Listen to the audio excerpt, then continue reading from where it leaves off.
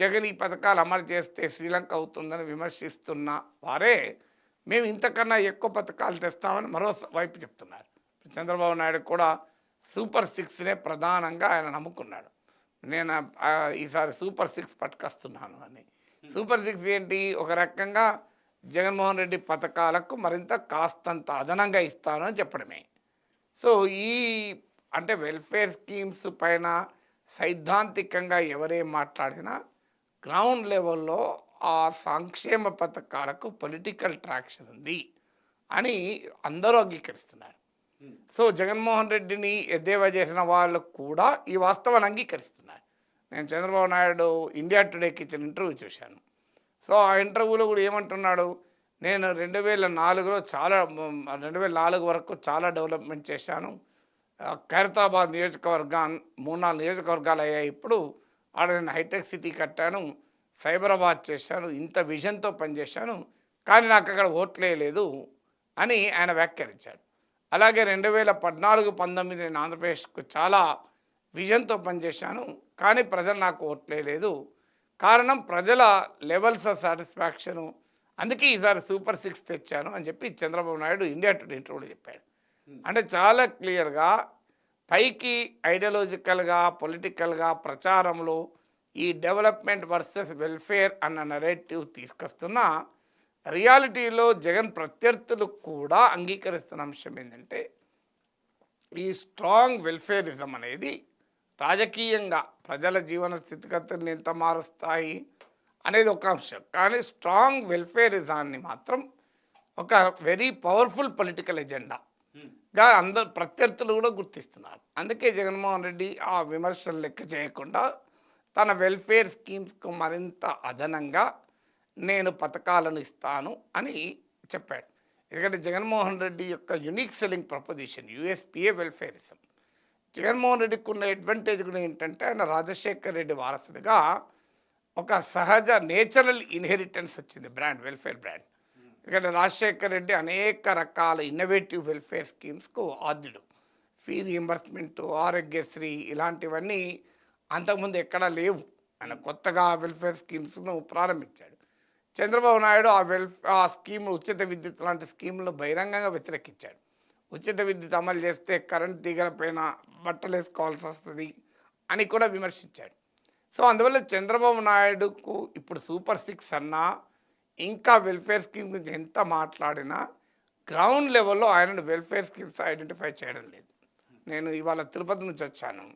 ఆ టాక్సీ డ్రైవర్తో మాట్లాడుతుంటే అని చెప్తున్నాడు, పట్టణాల్లో టీడీపీ ఉన్న గ్రామాల్లో ఇంకా జగన్ పట్ల గట్టిగా ఉన్నారు సార్. ఎందుకంటే చంద్రబాబు అయితే అడ్మినిస్ట్రేషన్ స్ట్రాంగ్ ఉంటుంది అనే భావన ఉంది, కానీ సంక్షేమ పథకాలు జగన్ పట్ల గ్రామీణ ప్రాంత ప్రజలు, పేద ప్రజలు చాలా క్లియర్గా ఐడెంటిఫై అవుతున్నారు అని చెప్పాడు ఒక సాధారణ టాక్సీ డ్రైవర్. అందువల్ల పొలిటికల్ ఎజెండాగా వెల్ఫేరిజాన్ని జగన్ అనివార్యంగా తన ప్రత్యర్థులు కూడా అంగీకరించే స్థితికి తీసుకొచ్చాడు. నేను అందుకే చంద్రబాబు నాయుడు ఇండియా టుడేకి ఇచ్చిన ఇంటర్వ్యూలు కోట్ చేశాను. సో అందువల్ల సహజంగానే తనను గెలిపిస్తున్న, తనకు బ్రాండ్గా ఉన్న, తన తండ్రి గారి రాజశేఖర రెడ్డి వారసత్వంగా వచ్చినటువంటి వెల్ఫేర్ బ్రాండ్ ఆఫ్ పాలిటిక్స్ను వైసీపీ మేనిఫెస్టో మరింత ముందుకు తీసుకెళ్తుంది. ఇది మొదటిగా మనం ఈ మేనిఫెస్టోలో కనిపించినటువంటి ఒక రాజకీయ వ్యూహం. ఇక రెండవ రాజకీయ వ్యూహం ఏంటంటే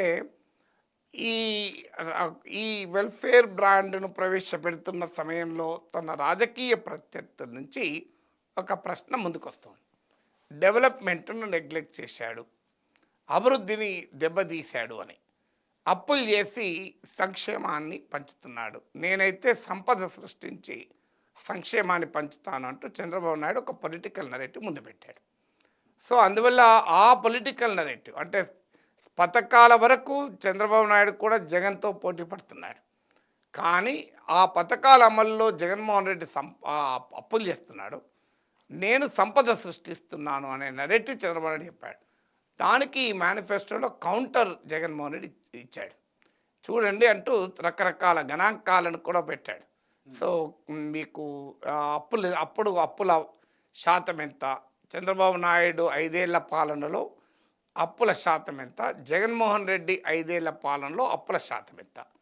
సో ఆ గణాంకాల ప్రకారం జగన్మోహన్ రెడ్డి ప్రజెంట్ చేసిన గణాంకాల ప్రకారం గణనీయంగా చంద్రబాబు నాయుడు హయాంలోనే అప్పుల గ్రోత్ రేట్ ఉంది. కాంపౌండ్ యాన్యువల్ గ్రోత్ రేట్ అంటారు, సిఏజిఆర్ ఆఫ్ డెట్ చూసుకుంటే. సో అందువల్ల ఒక రకంగా తన ప్రత్యర్థులకు బలమైన కౌంటర్ ఇచ్చాడు.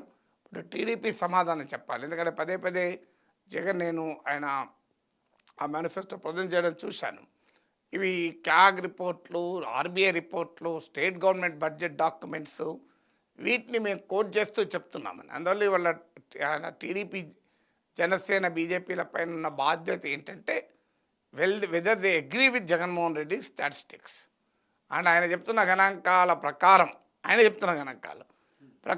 అప్పులు వృద్ధి రేటు చంద్రబాబు నాయుడు హయాంలోనే ఎక్కువ ఉంటాయి.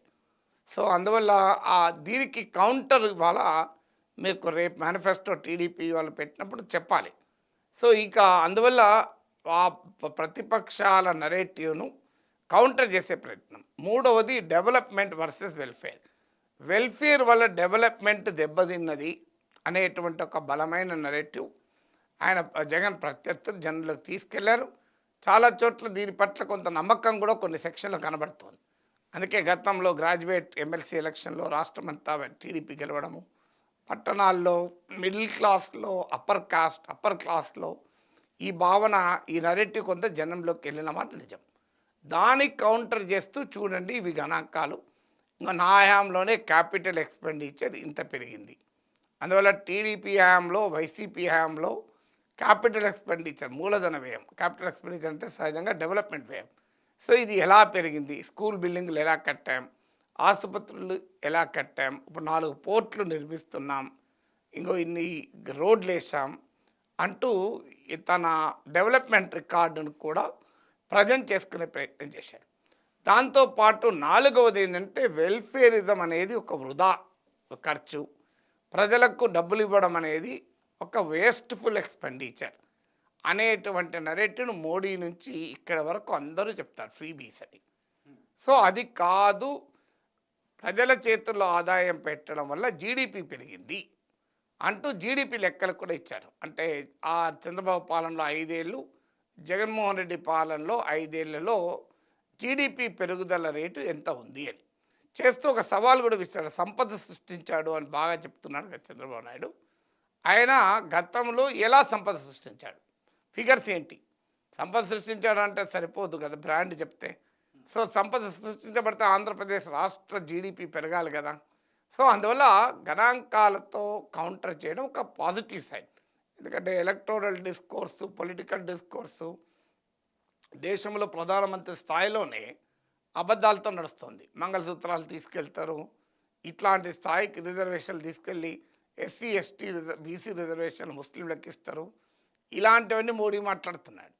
సో అలా పచ్చి అబద్ధాలతో ప్రచారం చేయడం కన్నా తన పాలన, చంద్రబాబు పాలన పైన కొన్ని గణాంకాలతో ఒక ఎలక్టోరల్ డిస్కోర్సు జగన్ ప్రారంభించాడు. Now the ball is in Chandrababu Naidu's court. ఈ గణాంకాలను కౌంటర్ చేస్తూ ఇది నిజమా కాదా ఈ స్టాటిస్టిక్స్, ఎందుకంటే అల్టిమేట్లీ స్టాటిస్టిక్స్ ఇది పబ్లిక్ ప్రాపర్టీ, అది వైసీపీ ప్రాపర్టీ కాదు కదా. ఎందుకంటే ఇప్పుడు క్యాగ్ లెక్కలు ఉంటాయి, ఆర్బీఐ లెక్కలు ఉంటాయి, బడ్జెట్ గణాంకాలు ఉంటాయి, ఫ్యాక్ట్స్ ఆర్ ఫ్యాక్ట్స్. సో ఆ ఫ్యాక్ట్స్తో తన వాదన వినిపించాడు.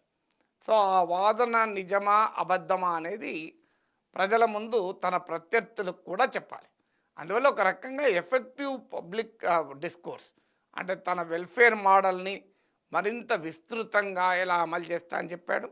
తన వెల్ఫేర్ మోడల్ వల్ల రాష్ట్ర ఆర్థిక పరిస్థితి దిగజారుస్తుంది, రాష్ట్ర అభివృద్ధి దెబ్బతింటుంది అన్న ప్రత్యర్థుల వాదనకు కూడా గణాంకాలతో సాధికారిక సోర్సెస్ను కోట్ చేస్తూ ఒక బలమైన కౌంటర్ ఎత్తిచ్చాడు. సో ఇది ఒక మనం పాజిటివ్గా చెప్పుకోవాలి. ఎందుకంటే ఎలక్టోరల్ డిస్కోర్సు జగన్ వాదనతో అంగీకరించినా అంగీకరించకపోయినా అందరూ అంగీకరించాల్సిన మౌలిక అంశం ఎలక్షన్ డిస్కోర్సు అనేది